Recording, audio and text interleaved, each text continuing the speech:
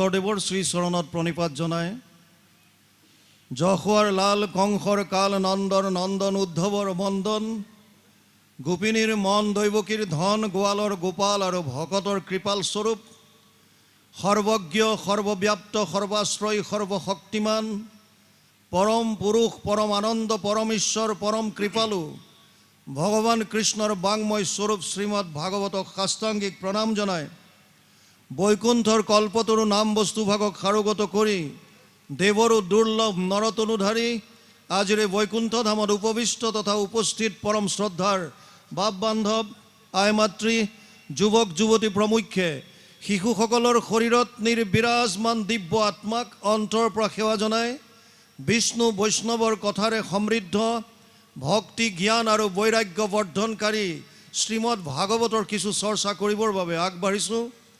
জয় জয়তে যিসকল উদ্যোক্তাৰ উদ্যোগত তথা ভক্তপ্ৰাণ ৰাইজৰ দান বৰঙণি কায়িক সহযোগিতাৰ সকলোখিনিৰ উদ্যমত এই অনুষ্ঠানভাগ অনুষ্ঠিত হৈছে, সেই সকলোটিৰে শ্ৰীচৰণত আমি আমাৰ অন্তৰৰ পৰা সেৱা জনাইছোঁ। আপোনাসৱে ভকত বৈষ্ণৱ একত্ৰিত হৈ প্ৰভু ভগৱন্তৰ লীলাসমূহ শ্ৰৱণ কীৰ্তন কৰাৰ যি সুবিধা কৰি দিছে, যুগ ধৰ্মৰ ফালৰ পৰা ব্যাসদেৱে ইয়াক শ্ৰেষ্ঠ কৰ্ম বুলি অভিহিত কৰিছে। তেওঁ ভাগৱতত লিখিছে, কৃতেয়তে ধ্যায়াত বিষ্ণু ত্ৰেতায়াম যজতে মখে দ্বাপৰে পৰিচাৰ্যায়াম কলৌ তদ হৰি কীৰ্তনাত। 12:3-52 দ্বাদশ স্কন্ধ 3য় অধ্যায় 52 নম্বৰ শ্লোক ভাগৱত। আৰু ইয়াৰ অনুবাদ মহাপুৰুষ মাধৱদেৱে তেওঁৰ অনবদ্য গ্ৰন্থ নামঘোষাত কৰিছে।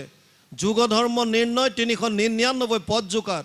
মাধৱ পুৰুষেও লিখিলে, সত্য যুগে ধ্যান, ত্ৰেতা যুগে যজ্ঞ, দ্বাপৰ যুগত পূজা, কলিত হৰিৰ কীৰ্তন বিনাই আৱৰ নাহিকে দুজা।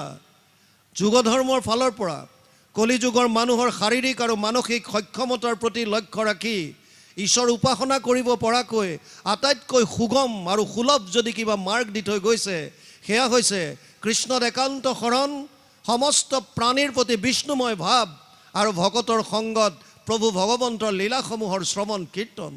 সেইকাৰণে যিসকলে উদ্যোগ লৈ এনেধৰণৰ অনুষ্ঠান অনুষ্ঠিত কৰে, সেইসকল শ্ৰদ্ধাৰ পাত্ৰ, সেৱাৰ যোগ্য। আমি পুনৰবাৰ এই অনুষ্ঠানৰ লগত জড়িত সমস্ত সেৱকীৰ শ্ৰীচৰণত আমাৰ শ্ৰদ্ধা ভৰা সেৱা নিবেদিছোঁ। আপোনালোকে জানে যে বৰ্তমান সময়ত ভাগৱতৰ অসমত এক জোৱাৰ উঠিছে। চাৰিওফালে কেৱল ভাগৱত হৈছে। এইটো ভাল কথা। প্ৰত্যক্ষভাৱে এনেকৈ শুনাৰ উপৰিও আমি পৰোক্ষভাৱে মোবাইলৰ জৰিয়ত ইউটিউবত ভাগৱত শুনিছোঁ। কিন্তু ডাঙৰ কথা হৈছে যে ইমানকৈ শুনাৰ পাছত আমাৰ কিবা ৰূপান্তৰ ঘটিছেনে নাই? কাৰণ ব্যাসদেৱে পদ্মপুৰাণত 18খন পুৰাণৰ দ্বিতীয়খন ডাঙৰ পুৰাণ হৈছে পদ্মপুৰাণ। আটাইতকৈ ডাঙৰ পুৰাণখনৰ নাম হৈছে স্কন্ধ পুৰাণ, য'ত 81,100টা শ্লোক আছে। দ্বিতীয়খন ডাঙৰ পুৰাণ হৈছে পদ্মপুৰাণ, য'ত 55,000 শ্লোক আছে। এই পদ্মপুৰাণৰ শেষৰ খণ্ডটোক উত্তৰ খণ্ড বুলি কয়। তাত ব্যাসদেৱে ভাগৱত মহাত্ম নাম দি 6টা অধ্যায়ত ভাগৱতৰ বৰ্ণনা কৰিছে, মহাত্মৰ বিষয়ে লিখিছে। তাত তেওঁ এটা কথা স্পষ্টভাৱে লিখিছে। তেওঁ কৈছে, এতদস্মাৎ পৰম কিঞ্চিত মন শুদ্ধেন বিদ্যতে জন্মান্তৰে ভৱেদ পুণ্যম তদা ভাগৱতম লভেদ। পদ্মপুৰাণ উত্তৰ খণ্ড ভাগৱত মহাত্ম 1ম অধ্যায় 12 নম্বৰ শ্লোক। ব্যাসদেৱে কৈছে, মানুহৰ মনৰ ভাৱ শুদ্ধিকৰণৰ কাৰণে ভাগৱততকৈ শ্ৰেষ্ঠ গ্ৰন্থ আন একো নাই। কিয় লাগে ভাৱৰ শুদ্ধতা?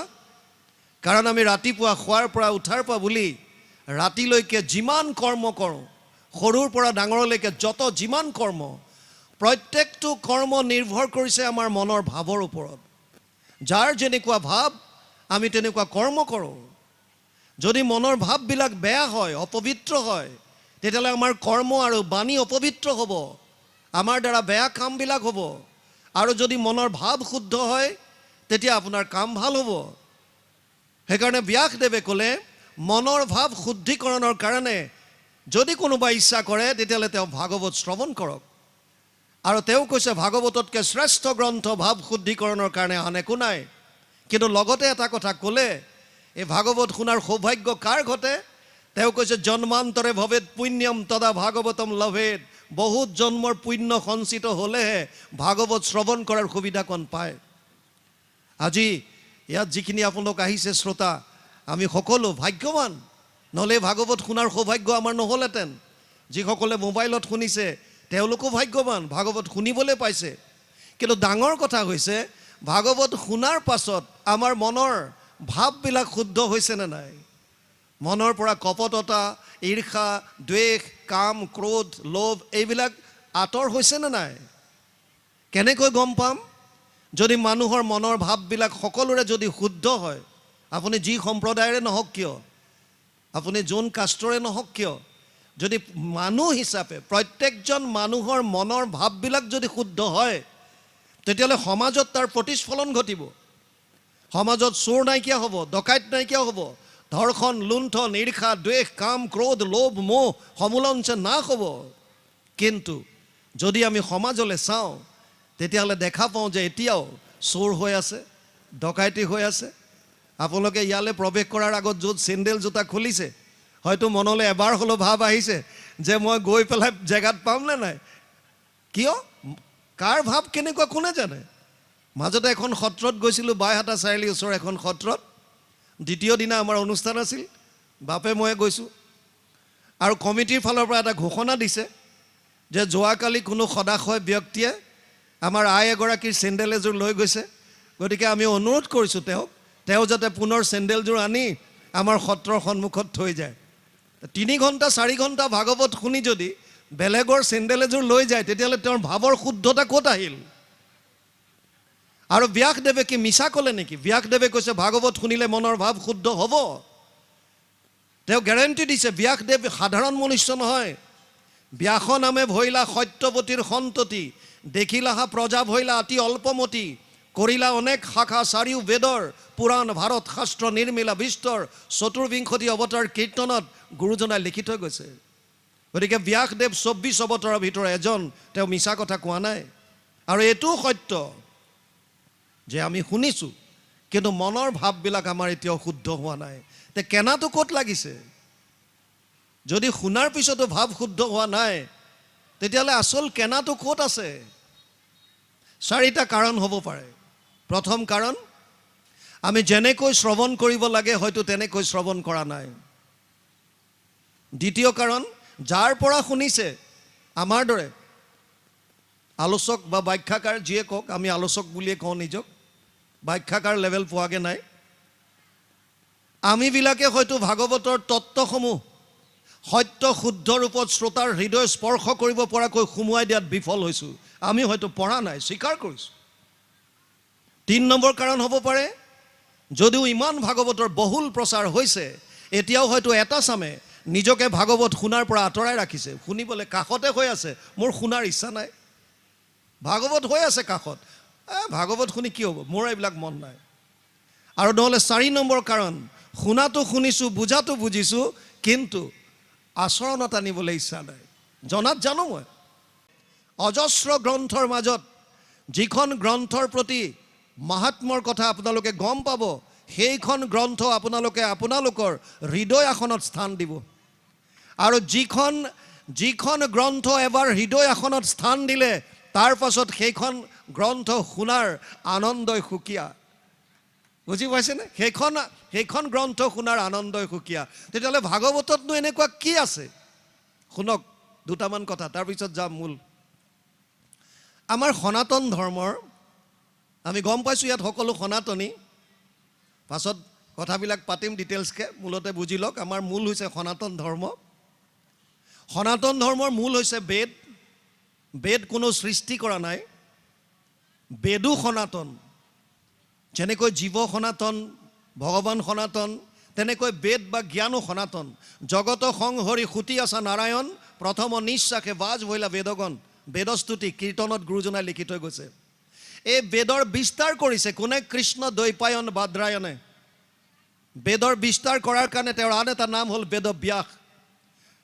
ঋক সাম যজুৰ অথৰ্বৈক্য চতুৰ্বেদ ঊৰ্ধ্বতে, ভাৰত পুৰাণম চ পঞ্চম বেদ উচ্যতে। 1:4:20 ভাগৱত প্ৰথম স্কন্ধ 4ৰ্থ অধ্যায় 20 নম্বৰ শ্লোকত ব্যাসদেৱে লিখিলে, ঋগ্বেদ, সামবেদ, যজুৰ্বেদ, অথৰ্ববেদ, যদিও 4খন বেদ বুলি কোৱা হয়, মহাভাৰত আৰু পুৰাণক পঞ্চম বেদ বুলি ঘোষণা কৰিছে। এই বেদৰ 4টা ভাগ আছে। এটা ভাগত মন্ত্ৰবিলাক আছে, যিসকল সনাতনী হৈ কৰ্মকাণ্ডত আছে, কৰ্মমাৰ্গত আছে, যাগ যজ্ঞ পূজা পাতল মানে তেওঁলোকে যিকোনো অনুষ্ঠানত যিবিলাক মন্ত্ৰ উচ্চাৰণ কৰে, এই মন্ত্ৰবিলাক যিটো অংশত আছে সেই অংশটোক কয় সংহিতা, যাক সাধাৰণতে বেদ বুলি কয়। 1 লাখ শ্লোক আছে। দ্বিতীয় পাৰ্টটোত হৈছে অনুষ্ঠানবিলাক কেনেকৈ কৰিব তাৰ বিধিবিলাক আছে, সেইটোক কয় ব্ৰাহ্মণ্য। তাৰ তৃতীয় অংশটো হৈছে আৰণ্যক, আৰু বেদৰ শেষৰ পাৰ্টটো হৈছে বেদান্ত। বেদৰ অন্তত থকাৰ কাৰণে নাম পাইছে বেদান্ত, যাক আমি উপনিষদ বুলি কওঁ। 108খন উপনিষদ যদিও মূলত আছে, উপনিষদ নামটো বহুত দিলে হাজাৰ হাজাৰ ওলাব, মূলত 108খন, তাৰ ভিতৰত 11খন জনপ্ৰিয়। এই বেদৰ সাৰমৰ্ম যদি জানিব বিচাৰে তেতিয়াহ'লে বেদান্ত অধ্যয়ন কৰিব লাগিব। মই কোন, আত্মা কি, পৰমাত্মা কোন, ডিটেইলছ গম পাব উপনিষদ অধ্যয়ন কৰিলে। আৰু ব্যাসদেৱে যিজনে বেদৰ বিস্তাৰ কৰিছে, তেওঁৱে ভাগৱতত লিখিছে, সৰ্ব বেদান্ত সাৰম হি শ্ৰী ভাগৱতম ইষ্যতে য়স্য ৰসামৃত তৃপ্তস্য নানন্যত্ৰ ৰতি ক্বচিত। 12, 13, 15 দ্বাদশ স্কন্ধ 3দশ অধ্যায় 15 নম্বৰ শ্লোক ভাগৱত। আৰু এই শ্লোকৰ অনুবাদো মহাপুৰুষ মাধৱদেৱে ঘোষাত কৰিলে। নামঘোষা 18 নম্বৰ পদজোকা। তেওঁ ক'লে, সমস্ত বেদান্ত সাৰ মহাভাগৱত শাস্ত্ৰ, ইহাৰ অমৃত ৰস পায়, পৰম সন্তোষে পান কৰিলে যিজনে তাৰ অন্যত্ৰ ৰসত ৰতি নাই। সমস্ত বেদান্তৰ সাৰ হৈছে ভাগৱত। আমাৰ 2খন মহাকাব্য আছে, ৰামায়ণ মহাভাৰত। মহাভাৰতৰ ভিতৰৰ এটা পৰ্ব হৈছে 18টা পৰ্বৰ, এটা হৈছে ভীষ্ম পৰ্ব। ভীষ্ম পৰ্বৰ 25 অধ্যায়ৰ পৰা 42 অধ্যায়লৈ 18টা অধ্যায় সুকীয়াকৈ উলিয়াই আনিছে, নাম দিছে শ্ৰীমদ ভগৱত গীতা, যাক আমি গীতা বুলি কওঁ। আমাক এখন আজি গীতা দিছে, গীতা যথাযথ বুলি। গীতাত মহাভাৰতৰ ভিতৰৰ যদিও বস্তু, গীতা সুকীয়াকৈ এখন গ্ৰন্থ। শ্ৰীমদ ভগৱত গীতা 700 শ্লোক আছে। ভীষ্ম পৰ্বৰ 25ৰ পৰা 42 অধ্যায়, এই 18টা অধ্যায় সুকীয়াকৈ উলিয়াই আনিছে। যদি ভাগৱত অধ্যয়ন কৰে, ইয়াত মহাভাৰতৰ কথা পাব, ৰামায়ণৰ কথা পাব, গীতাৰ কথা পাব, উপনিষদৰ কথা পাব। তাৰমানে সমস্ত শাস্ত্ৰৰ সাৰমৰ্ম আনি পেলাই একেলগে ইয়াত থলে। আৰু সেইকাৰণে ভাগৱতক ভগৱান কৃষ্ণৰ বাংময় মূৰ্তি বুলি কোৱা হয়। বাণীৰূপে ভগৱান কৃষ্ণ ইয়াত বিৰাজমান হৈ আছে। তেনেয়ম বাংময় মূৰ্তি প্ৰত্যক্ষ বৰ্ততে হৰি, সেৱাত শ্ৰৱণাত পথত দৰ্শনাত পাপনাশিনী। পদ্মপুৰাণ উত্তৰখণ্ড ভাগৱত মহাত্ম্য 3য় অধ্যায় 62 নম্বৰ শ্লোকত লিখিছে ব্যাসদেৱে যে ভাগৱত ভগৱান কৃষ্ণৰ বাংময় মূৰ্তি। এই ভাগৱত যদি কোনোবাই সেৱা কৰিছে, সেৱাৰ দ্বাৰা, শ্ৰৱণ যদি কৰিছে, শ্ৰৱণৰ দ্বাৰা, পাঠ যদি কৰিছে, পাঠ বা কীৰ্তনৰ দ্বাৰা, আৰু নহ'লে কোনোবাই যদি শ্ৰদ্ধা সহকাৰে কেৱল মাত্ৰ দৰ্শনো যদি কৰিছে, তেতিয়াও তেওঁৰ সমস্ত পাপ নাশ হ'ব। ব্যাসদেৱে লিখি থৈ গৈছে। আৰু সেইকাৰণে ব্যাসদেৱে লিখিলে, কথা ভাগৱতস্যাপি নিত্যম ভৱতি যত গৃহে, তৎ গৃহম তীৰ্থ ৰূপম হি বাসতম পাপনাশনম। পদ্মপুৰাণ উত্তৰখণ্ড ভাগৱত মহাত্ম্য 3য় অধ্যায় 29 নম্বৰ শ্লোক।